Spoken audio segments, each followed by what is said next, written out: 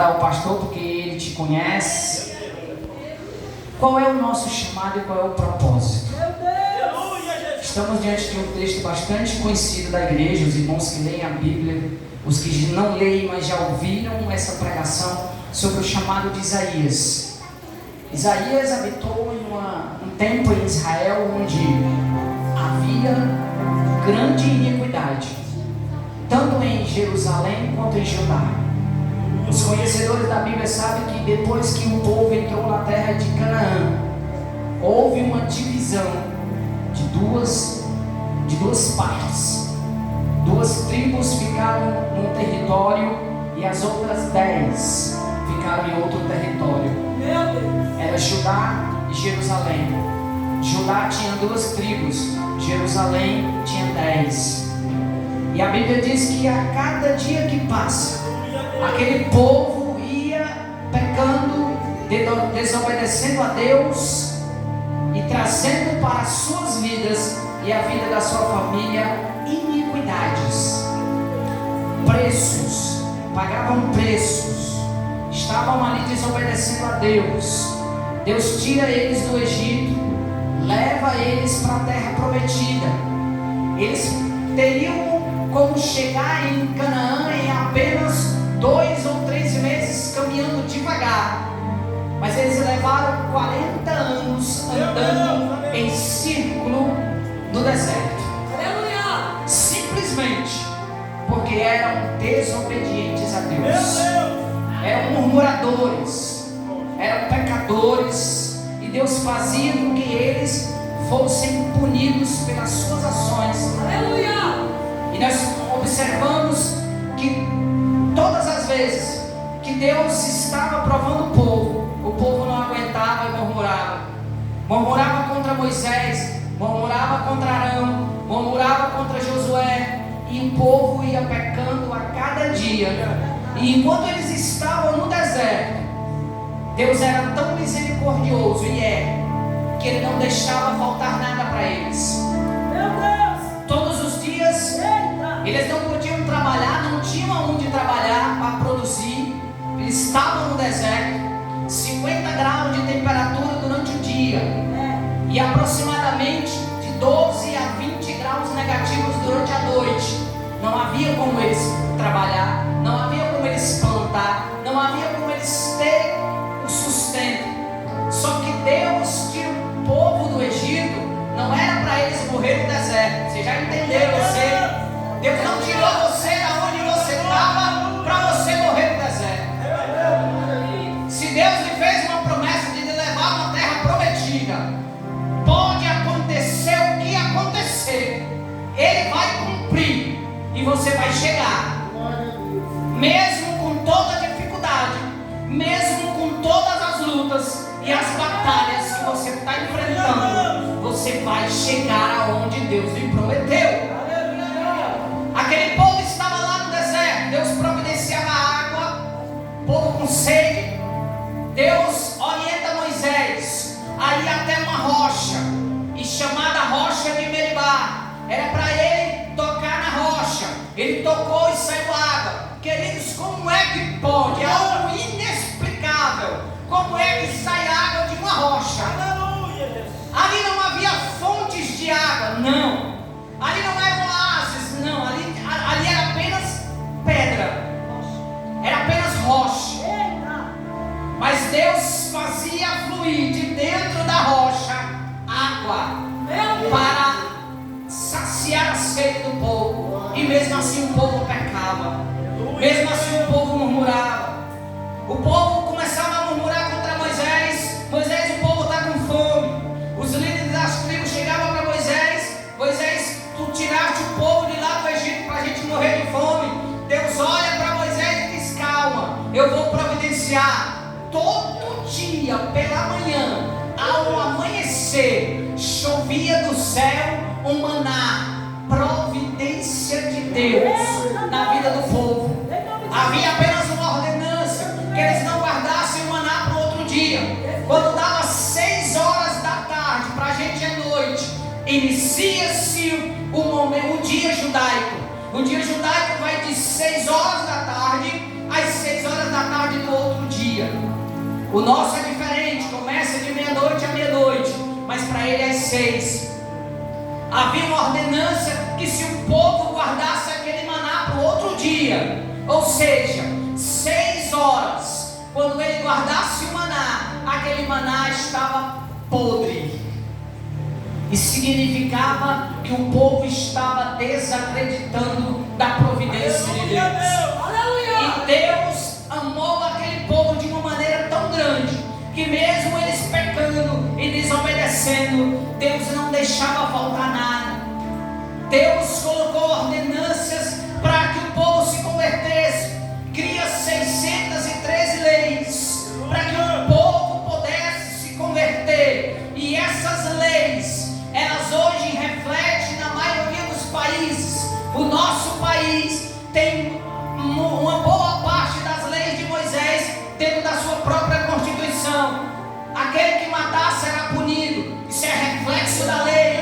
Aquele que roubasse será punido, isso é reflexo da lei de Moisés. Então os povos copiaram a lei e Deus estava confirmando a sua aliança com o povo. E a Bíblia diz que neste texto, Deus olha para a nação de Israel de um modo geral, incluindo Judá e Jerusalém. O povo estava totalmente perdido, pecando desenfreadamente, não estava mais obedecendo às leis. Já havia passado Moisés, já havia passado o tempo de Josué, já havia passado o tempo dos juízes, já havia passado vários e vários reis sobre Israel, sobre Judá e sobre Jerusalém. Naquele tempo era dividido em duas partes, como eu falei, mas o povo continuava pecando.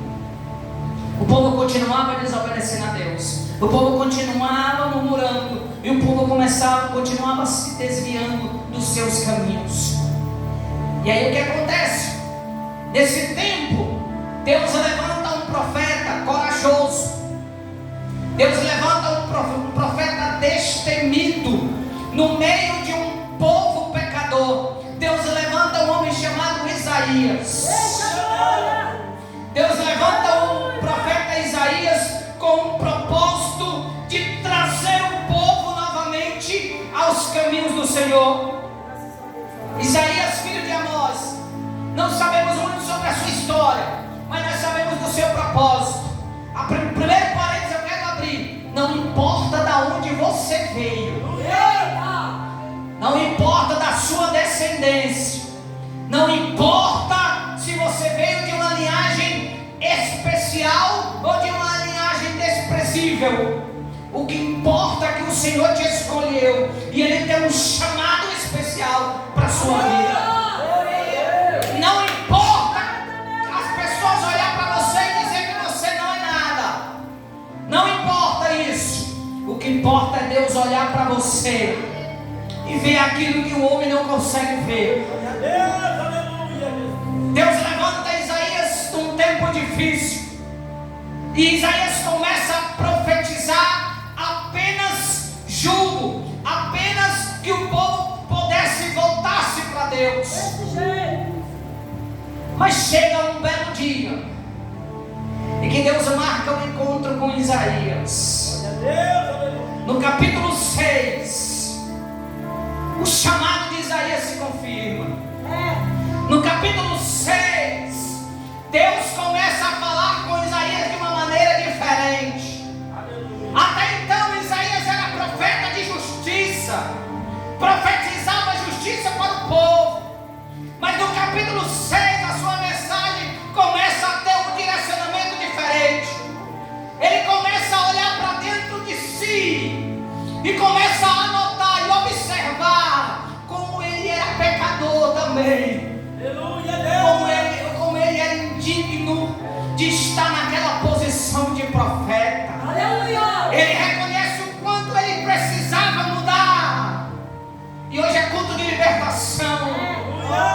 Deus te chamou para um propósito, mas Deus hoje está nos chamando para que nós possamos olhar para dentro de si e ver o que se precisa ser mudado. Eu não sei o que você tem que mudar na sua vida ele vê um grande trono, e alguém estava sentado no trono, e ele vê o Senhor sentado no trono. E a Bíblia diz que ele olha para aquele, naquela visão, ele vê serafins voando sobre o trono, adorando ao Senhor na beleza da sua santidade.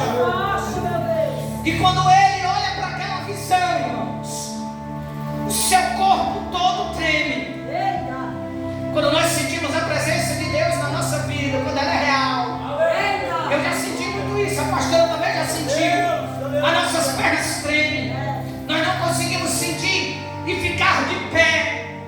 É por isso que você marcha, é por isso que você pula, porque o seu corpo natural não aguenta a presença de Deus. E a Bíblia diz que Isaías começa a reconhecer a sua humanidade naquele momento. Algo me chama bastante atenção, que além dele reconhecer que ele era humano e pecador, ele começa a mudar o conteúdo da sua mensagem. Ele começa a reconhecer que ele precisava de misericórdia, e ele começa a olhar para o povo com um olhar de misericórdia. A mensagem de justiça, a partir daquele momento, Deus começa a ensinar ele que ele precisava ter misericórdia. O chamado dele era real, mas ele precisava mudar algo nele. Saindo um pouco da história de Isaías, eu fico lembrando quando Deus levanta os sacerdotes. A Bíblia diz que Deus ordena que os sacerdotes construam um altar, uma tenda do encontro. Era ali que o povo se encontrava. Era ali que o povo levava o sacrifício para perdão de pecado. Era na tenda do encontro que o povo recebia um perdão. E o que tem a ver uma história com a outra? Deixa eu te contar. Deus ordenou que o sacerdote, antes de apresentar o sacrifício, ele precisava se purificar. No meio do pátio da tenda do encontro havia uma bacia muito grande de água, aonde o sacerdote apresentava-se ali diante daquela bacia, e no fundo daquela bacia havia um espelho. Na hora que o sacerdote chegava para lavar as mãos, que ele baixava a cabeça, quem era que ele via primeiro? Ele mesmo. E ele sabia que ele também precisava de mudança, precisava de perdão, precisava de reconciliar-se com Deus. E aí ele lavava as mãos olhando para o seu rosto. Eu imagino que todas as vezes que ele subia naquela bacia para lavar suas mãos, ficava diante dela, Deus revelava para ele os seus pecados, Deus revelava para ele quanto ele era falível, Deus revelava para ele quanto ele precisava de misericórdia, Deus revelava para ele o quanto ele precisava de perdão. Quem sabe o inimigo te parou, quem sabe o inimigo travou tua chamada, quem sabe você olha agora e diga assim: pronto, não dá mais para mim, eu não vou mais fazer a obra porque eu já fui provado demais, eu não vou mais fazer nada porque esse ano de 2023 eu batalhei e guerrei sozinha. Isso é uma mensagem diabólica na tua mente. Você não está só. Você não está sozinha, você não está sozinho. Não adianta você parar no meio do caminho. Você tem um chamado. E Deus que te chamou, Ele é poderoso para mudar a sua história e te levantar novamente. Que no próximo ano, se Jesus não vier, você possa se levantar novamente como um atalaia para fazer a obra de Deus destemidamente. E o que precisar ser mudado, o que precisar ser liberto, nós estamos na tenda do encontro. Na tenda do encontro há perdão, na tenda do encontro há misericórdia, na tenda do encontro há presença, na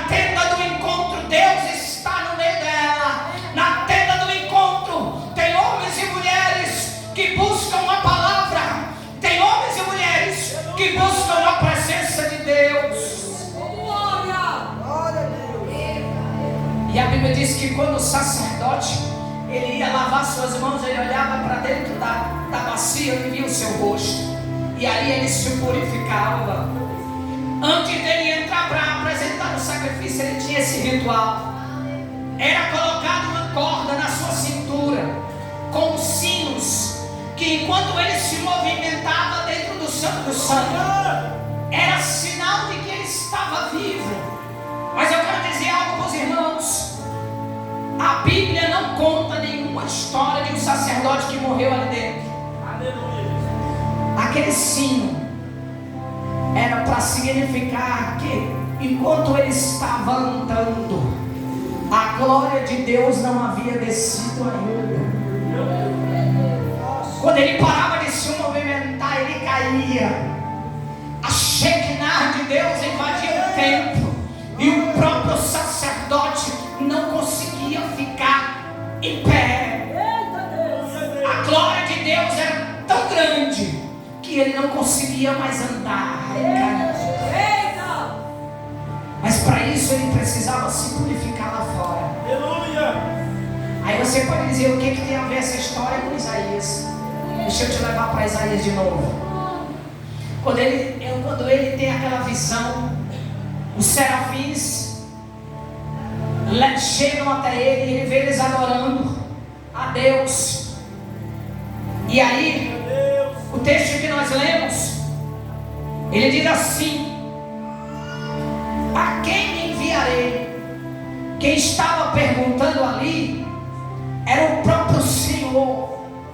A quem me enviarei e a quem há de ir por nós? Isaías reconhece a sua humanidade e ele diz: eu sou um homem de lábios impuros. Olha, ele vê no pecado dele. O sacerdote, para apresentar o sacrifício, ele precisava primeiro o quê? Se purificar. Isaías, para começar o seu ministério, ele precisava primeiro ser purificado.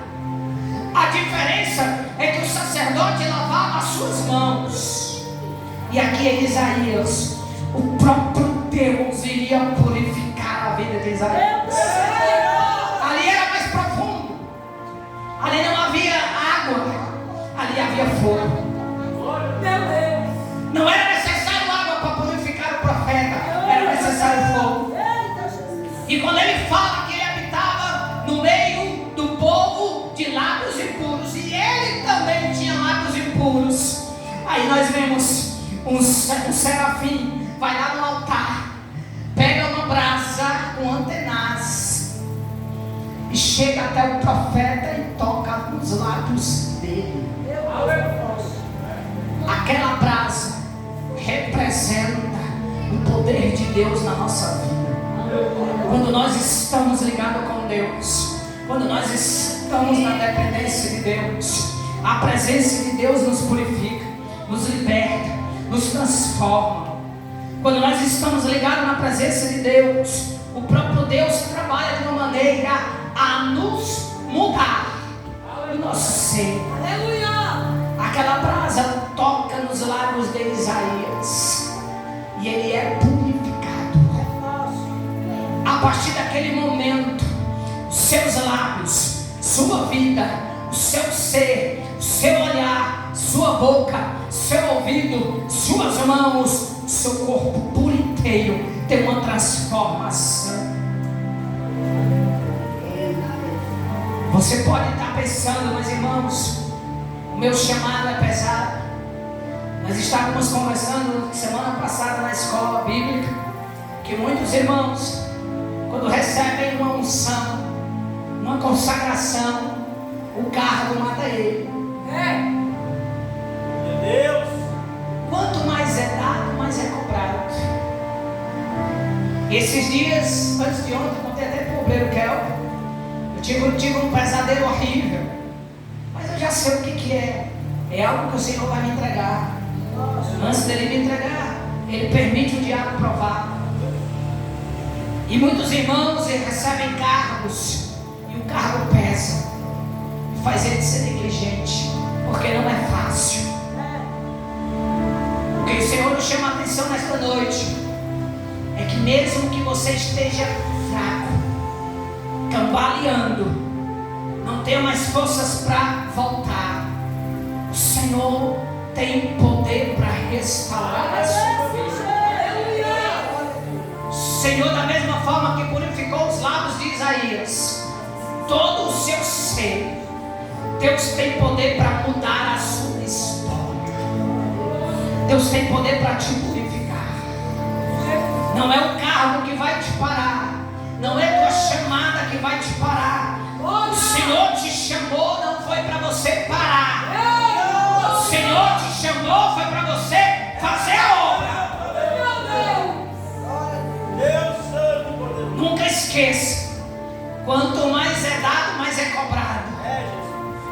Se está difícil para você permanecer, se está difícil para você prosseguir a caminhada, o cargo pode estar pesando, mas eu quero te apresentar um que tem poder de purificar as nossas vidas e mudar a nossa história.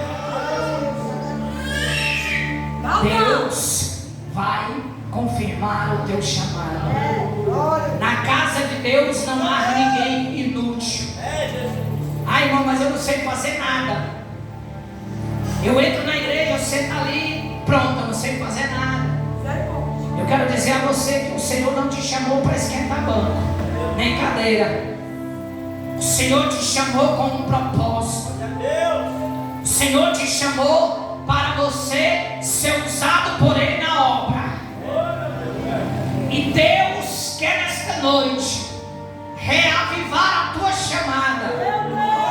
Deus marcou o encontro contigo nesta noite para te fortalecer, porque as lutas são grandes, as provas são grandes, mas o Senhor marcou o encontro nesta noite aqui para confirmar a tua chamada. Não adianta você parar, não adianta retroceder, não adianta voltar atrás. Olha lá para trás, olha lá o que você vivia antes de ser crente. Você quer voltar?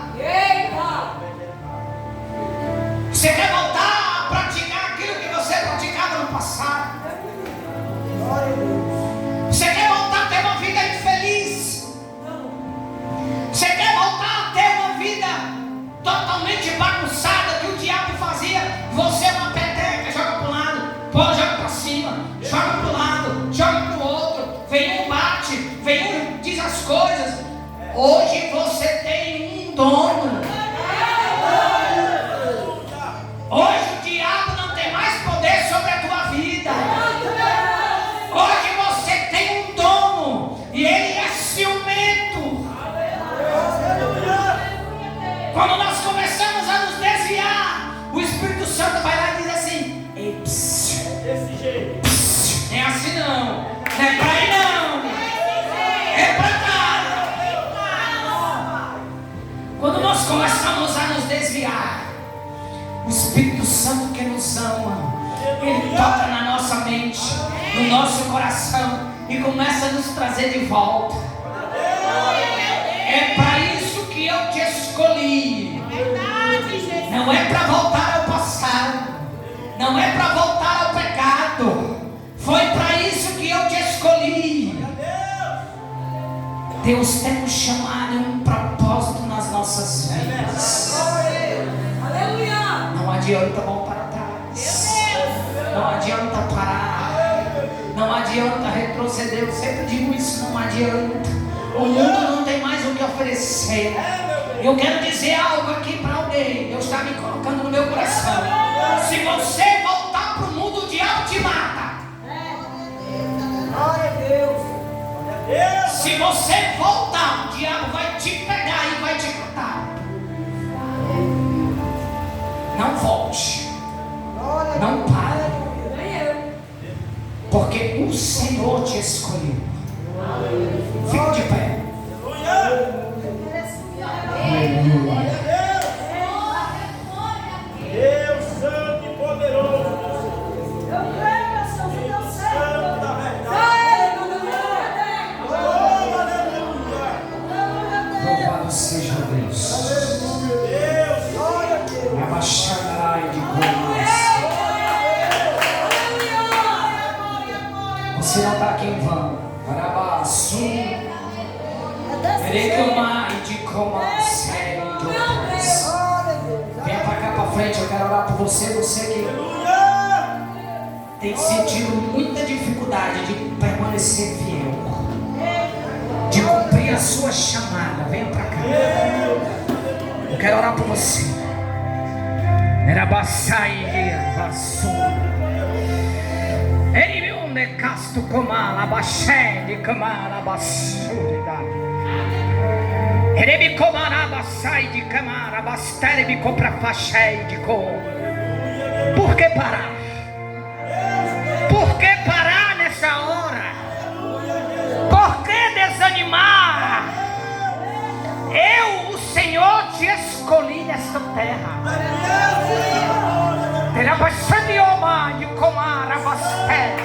Tenho eu quebrado as correntes que te prendem. E onde comará me comará cheio de queimado. Tenho eu quebrado um laço de morte, e ele ia começar com uma enfermidade no teu corpo, mas eu, o Senhor, te trouxe aqui para repreender, colocar por terra.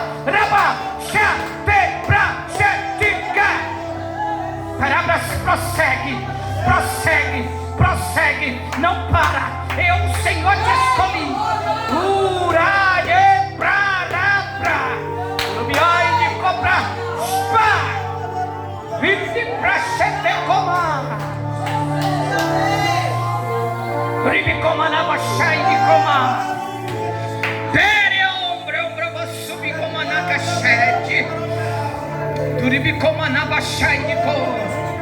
Ei, o braço, jovem, venha cá por favor. Rabaxadaraba.